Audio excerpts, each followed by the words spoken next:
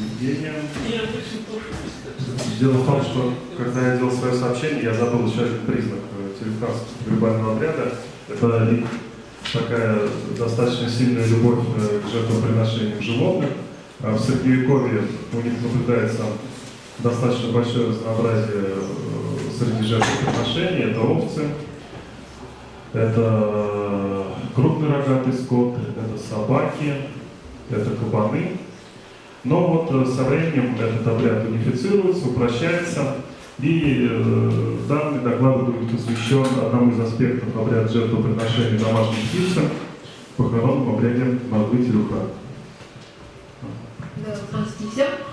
Но у меня тема заявлена как похоронном обряде. На самом деле я буду говорить не только о нем, но и все обряды в целом. В моей секции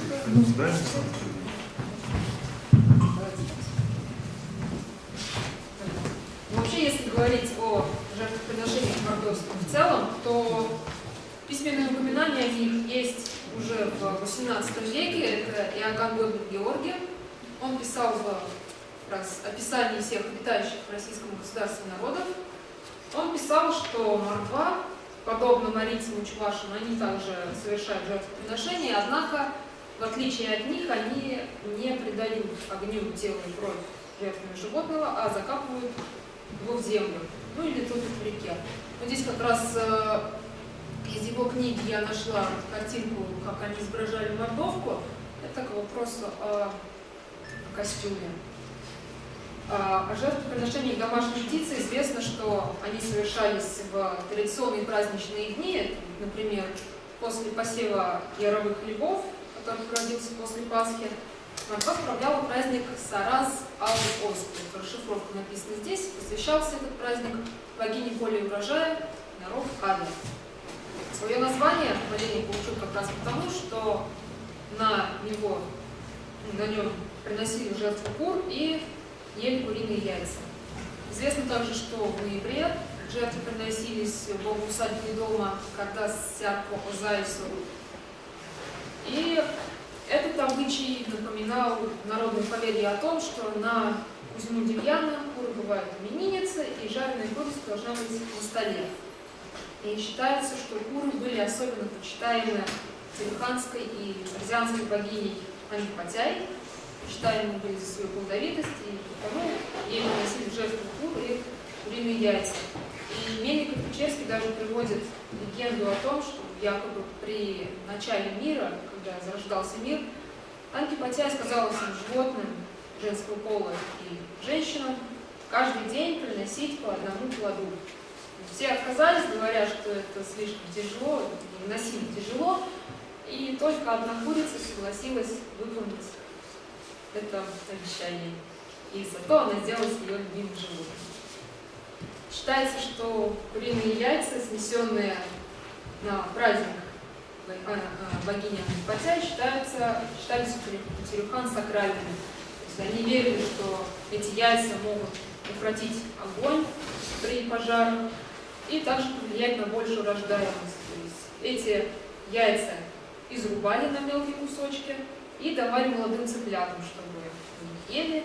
Они верили, что когда цыплята вырастут, будут давать больше яиц. И также эти изрубленные яйца могли раскидать в хлебу во время болезней скота. Верили, что яйца обладают некими целебными свойствами. Можно, да, переключать. Если говорить о мордовских жертвоприношениях именно в погребальном обряде, то отмечен этот обряд в довольно разных формах и свидетельствует о том, что на разных территориях населения Мордвы он развивался крайне индивидуально. И вот в разных проявлениях этот обряд фиксирует Тамара Павловна Федянович. И вот, например, она говорит, что курицу обезглавливали, бросали либо на улицу, либо в могилу со словами «Вот тебе на том свете курица». Ну, ее также могли отдать первому встречному еще на пути к месту погребения человека.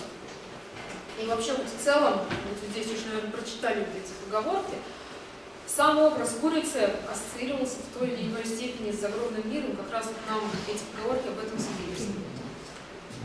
можно дальше переключать, и дополнительные данные по обряду жертвоприношения домашних птиц нам дают материалы раскопок царюханских могильников, знаменитых Сарлейского и Старосельского.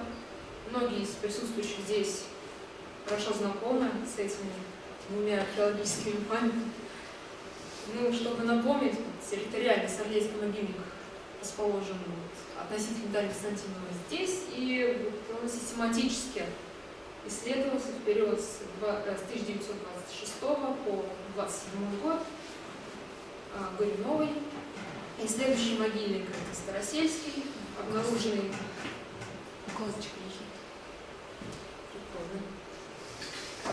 в 2016 году Евгением Штаптаковым экспедицией, и также комплексно он исследовался с 2016 по 2018 года. И что нам дают эти материалы с могильников? Да, можно прорисовать, вот как раз таблица. Из материалов этих двух могильников нами насчитывается в целом 10 погребальных комплексов, в которых были зафиксированы кости птиц. В 9 из них это кости курицы или петуха, и в одном это ворон или дневной хищник. Данные погребения, они все относятся к периоду второй половины 16 и 17 веков, и такие датировки даны погребением по сопутствующему инвентарю. Это монеты Ивана Грозного, Михаила Федоровича, фарфоровые бусы и латунные жетоны.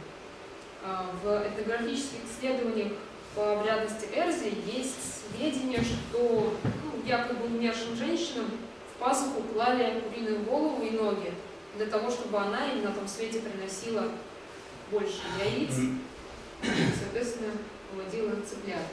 А примечательно, что у Цюрихан следы куриных жертвоприношений встречаются не только в женских, но и в мужских погребениях. Вот как раз из 10 погребальных комплексов 4 из них являются женскими, где возраст определен, правда, только в одном, 30-35 лет.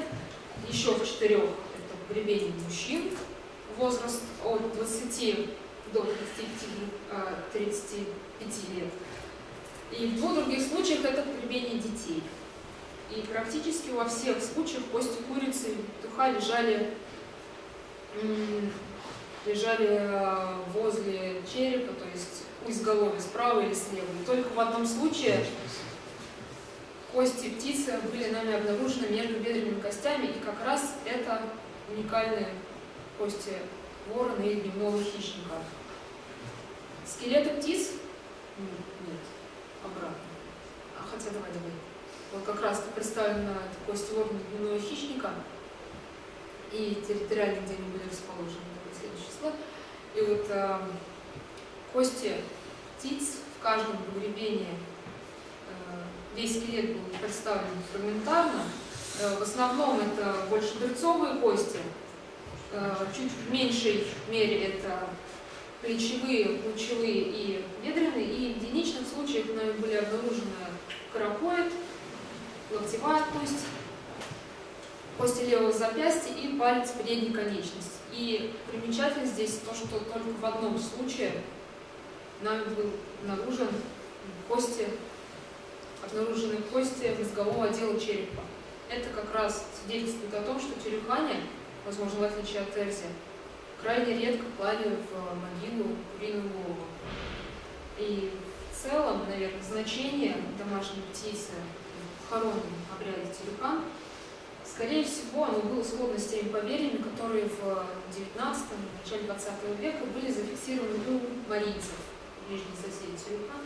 И вот у марийцев зафиксировано, что перед уходом похоронной процессии на кладбище во дворе резали птицу. Если умирала женщина, соответственно, резали курицу, если умирал мужчина, то петуха. И марийские информанты говорили, что вот куриная кровь имела большое значение в этом обряде. То есть ее наносили на лоб, на губу покойника, и в некоторых случаях они наливали в чашку и ставили возле гроба. До сих пор так было. Да, при этом они произносят следующие слова: «Выкупи свою кровь у смерти».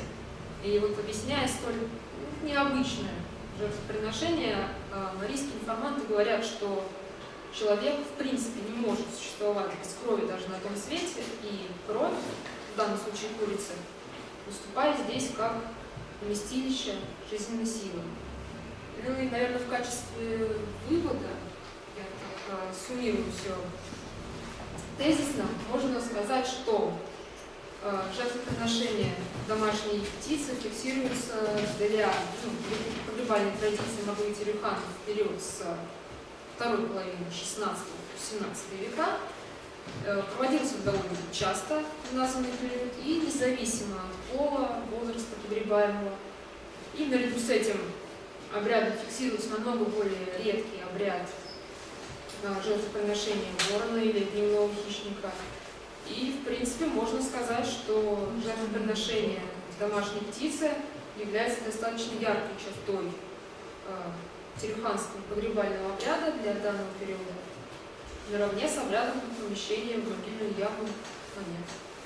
И у меня на следующей слайде показано как раз расположение костей, можно посмотреть. Где они находились сейчас? Но в основном они все у изголовья, справа, слева, если они отведены. Вот на этом у меня все, если есть какие-то вопросы. Вопрос есть у кого-то? Да, Да. есть. А вот